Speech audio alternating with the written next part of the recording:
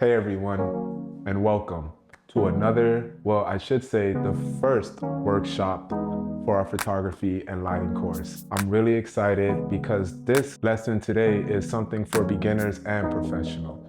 We're going to be showing all the fundamentals, or at least some of the fundamentals that you can do with just one light. But before we get started, I gotta set up the studio.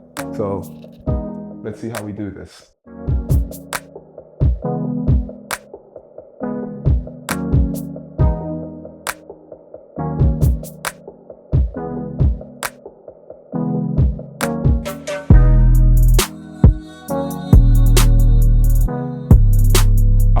We got the backdrop set up, looks great, nice and even.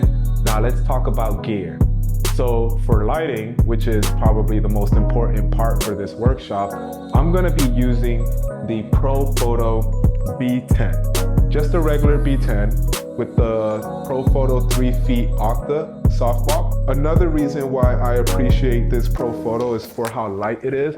As you can see, I'm literally 1-2 hands holding it where I need to, especially when you're on the go. Now, a little disclaimer, what I will say is you don't need ProPhoto to achieve the results that we're gonna get today. Alien Bee, Godox, Einstein, any one of those can definitely get you those results. ProPhoto is just something that I like to use and have grown accustomed to using.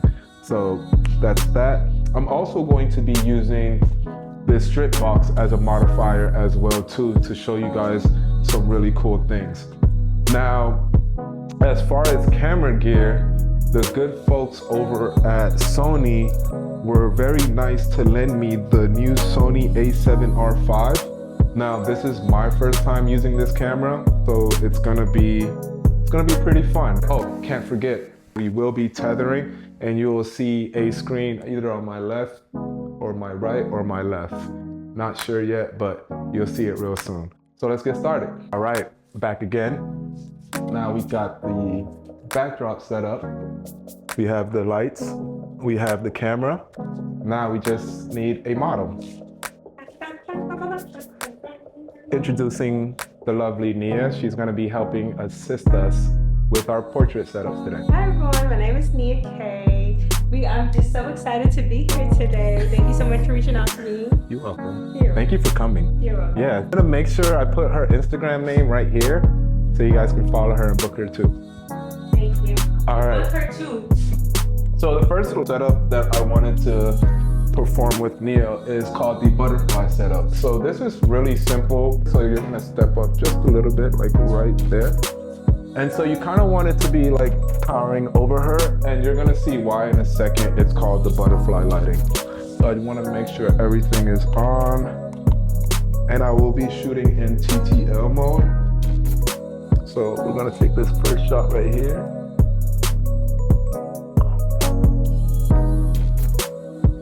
Oh, did that go off? Might have gotta change the channel. Oh, it did go off. Oops. So as you can see, there's like this black thing right here. And the reason that is because I am shooting at 2/50th of a shutter instead of 125.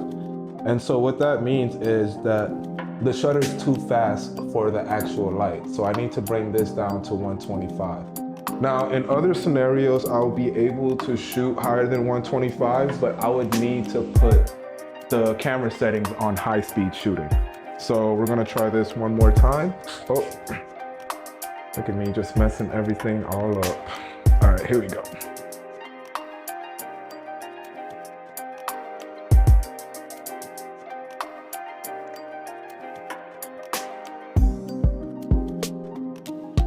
Fire, amazing. Very even, and the reason again it's called the butterfly because it produces like shadows like right under the nose, almost like a butterfly.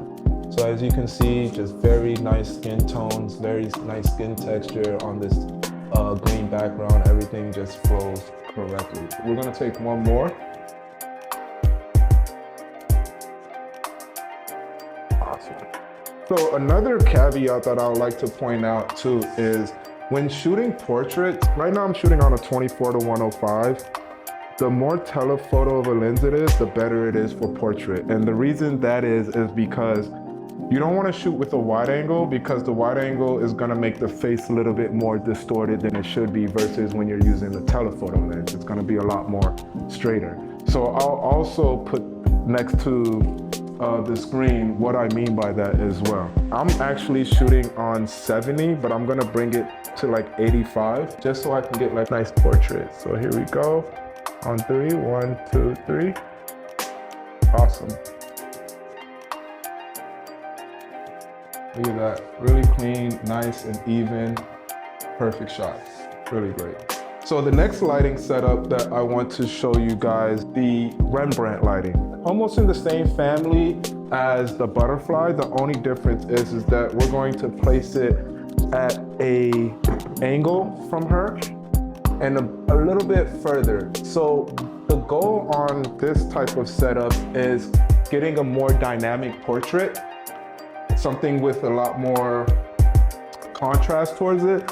And we're also going to try to achieve on getting that nice triangle under the eye. So again, you want this to be about, I want to say, about 3 to 4 feet away from her, and then aiming down sort of in a 90-degree fashion.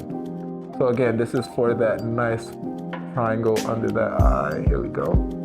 All right, let's see what we got. All right, so we definitely have that look that we're going for, but I need to bring the brightness up a little bit because I moved the light a little bit further back from her. So I actually have a setting on the trigger where I can adjust the light. I'm just gonna bring it up 1 stop. I'm gonna keep the settings the same. So again, usually when you're shooting studio, you want to change the lighting before you change your camera settings, because once you change your camera settings, everything starts to go kind of haywire. All right, one more time. On the count of 3, 1, 2, 3.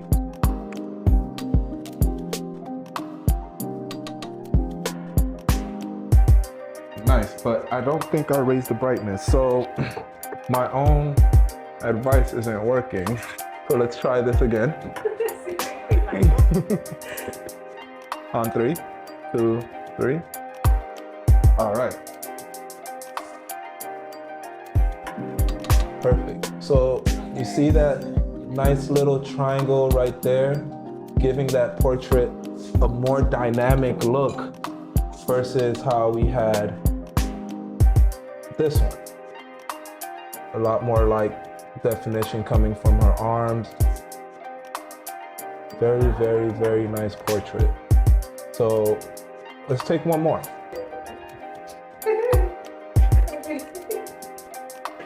Those are just really good shots so one thing about me, sometimes if I see a shot, I just have to grab it. And that's what just happened there. Beautiful smile, beautiful portrait, really great.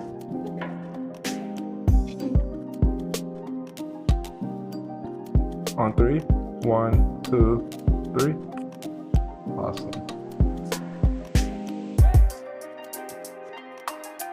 Very fire. I want you to do the same thing, but I kind of want you to bring your head down just a little bit. Yeah, right there. On 3, 2, 3.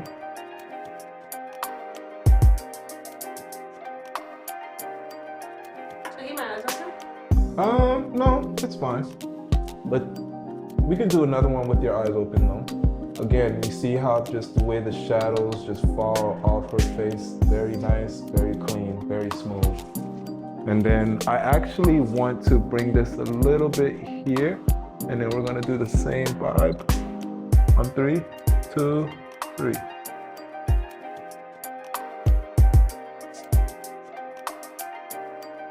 Nice. So now that Rembrandt is really coming out the way that we want it right over here. Just off of moving it maybe a couple of inches off to the side.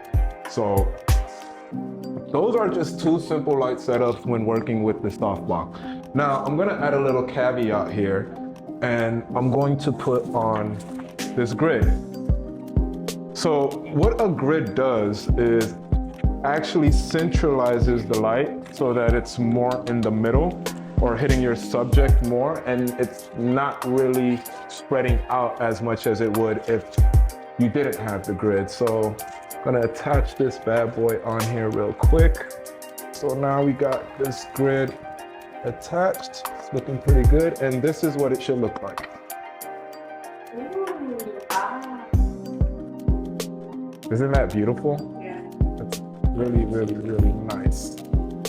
Let me make sure it looks good. Okay, cool. I want to do a Rembrandt, but with the grid as well, just so you guys get an idea on how this grid is working. And instead of bringing it back to like 3 or 4 feet, I'm gonna bring it a little bit closer, and then I'm gonna drop it down just a little bit so it's hitting her right there, so the light can pretty much wrap around her face instantly. All right, on 3, 2, 3. Every time you say two, I panic. Wow, amazing. I like to look back. You see how, oh yeah, let's do one more. On 3, 2, 3.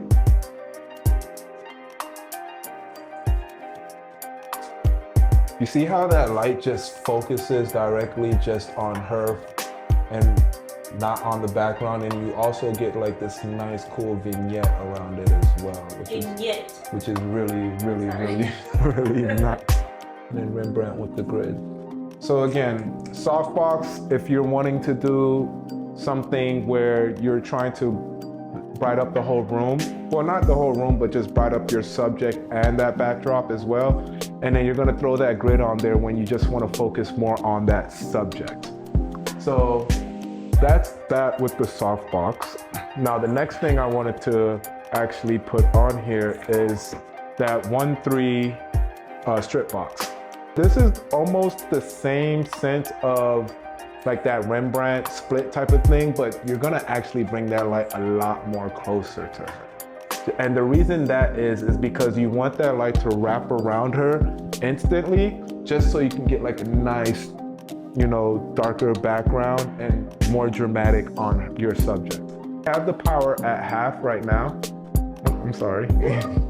We have the power at half, and I'm actually going to raise the f-stop on my camera to about, I think it's at 5.6. We're gonna put it at 7.1 because that light is directly on her, and I don't think I need any more power than that.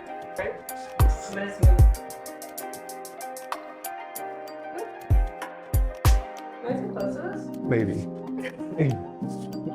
As far as pan-wise, actually, I want to do it this way because I want the audience to be able to see you. On 3, 2, 3. So I took 3 shots just to make sure I got it. Yeah, you see how the contrast and how dramatic it looks. This is definitely the vibe that you're going for. Yeah, that was cool. That was really cool right there.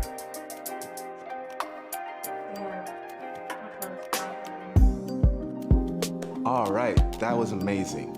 That concludes our workshop on one light setups shooting inside the studio. These lighting styles can be used in different scenarios, so be sure to practice each one to figure out what works best for you.